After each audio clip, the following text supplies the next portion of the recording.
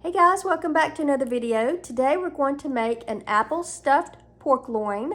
This is for my dad's birthday dinner, so stay tuned and let's see how it turns out.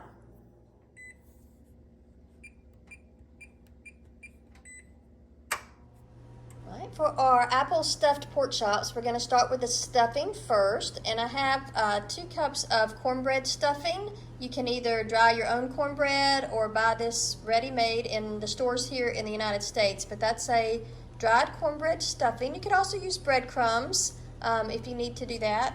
I have a cup of chicken broth, I have a couple of apples, and I have some parsley. It's about a tablespoon of parsley, a half teaspoon of salt, a quarter teaspoon of pepper, 2 tablespoons of melted butter, and 1/4 of a chopped white onion. So I chopped up, diced these 2 small apples. These are pink lady apples. They're kind of sweet, but you can use whatever apples you have on hand. And now we're going to combine our stuffing mixture. All right, so we have our 2 cups of stuffing mixture. I'm going to combine our 1 cup of chicken broth. This can be chicken stock or chicken broth, and I'm also going to combine our 2 tablespoons of melted butter. I use salted butter, but you can use whichever butter you prefer. I'm just going to go ahead and give this a quick toss to moisten the crumbs here and get them a little bit wet so we can add some of our other ingredients. All right, next I'm going to add our onion. So this is about 1/4 of a chopped white onion, a small white onion that I diced pretty small. We're going to combine that, and we're going to also combine our parsley, our salt, and our black pepper. So we're going to give that a stir as well.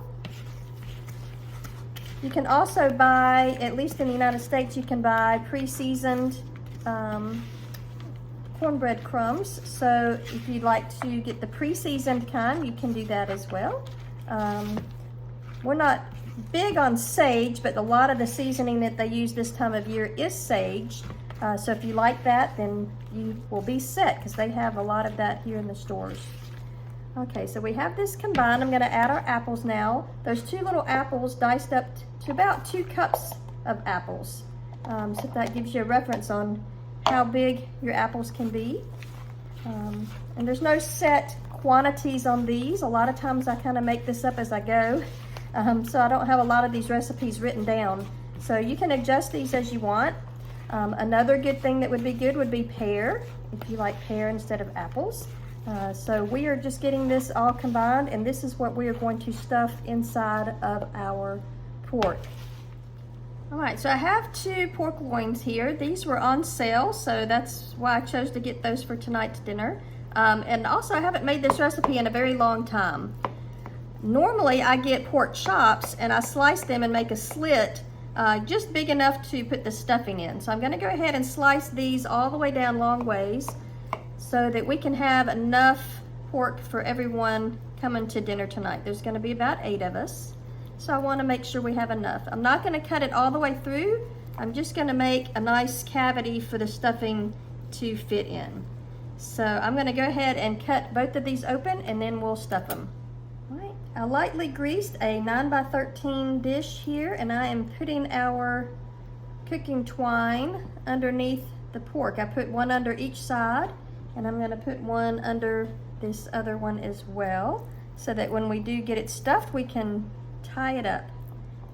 So that is the purpose of the twine. Get this one here.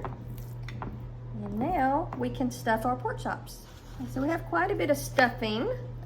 This is our apple stuffing, and we are going to put that right here inside the pork chops.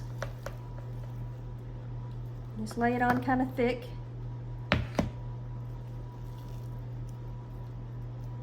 makes a nice filling here. I'm going to lay it on here as well. Get both of them filled all the way up here. It can be thick. It doesn't have to be the same size as the pork chops. It can be very thick. Put some more on this one. This also makes a really good stuffing if you're doing a turkey. So if you're doing a turkey for Thanksgiving this year, you could do an apple stuffing or a orange and lemon stuffing. we've got all of our stuffing here used. So now we're going to tie these up.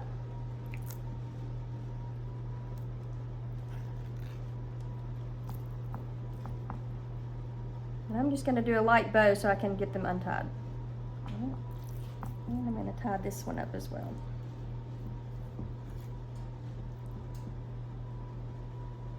Okay. I'm going to kind of push that down in there. It makes kind of like a boat. And we'll do this one as well. Now if you do the pork chops, you would just make a slit in the side of the pork chop and put the stuffing in that way.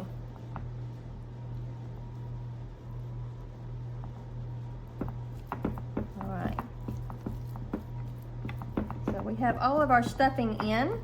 All right, we have these all ready to go. The pork chops are going to go in the oven nice and slow at 300 degrees Fahrenheit until the pork registers around 170 degrees Fahrenheit. I want to make sure my pork is done. So we're going to put these in the oven and let's see how they do. So I am going to cover it with a little bit of tin foil for the first 45 minutes and then I'll take it off and let them get nice and brown. All right, our roasted pork with apple stuffing is done, and the temperature of the pork was about 175 degrees, so it's all set. I'm going to let this rest for a minute and then we will slice it up with our dinner and see how it tastes. All right, this is our stuffed pork. It looks delicious, it smells delicious, and I've served it with just some boiled potatoes and some roasted carrots. So we hope that you enjoy our video and we'll see you next time. Thanks, bye. Alex, how do you like the pork?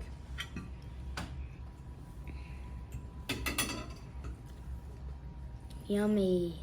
Good, Mama? It's delicious. I like it. You like the pork, Papa? I love everything you fixed here, yes. Happy birthday. Thank It's really you. amazing how this pork absorbs all the apple flavor. We had a nice birthday dinner for my dad. We call him Papa. Happy birthday, Papa. We love you.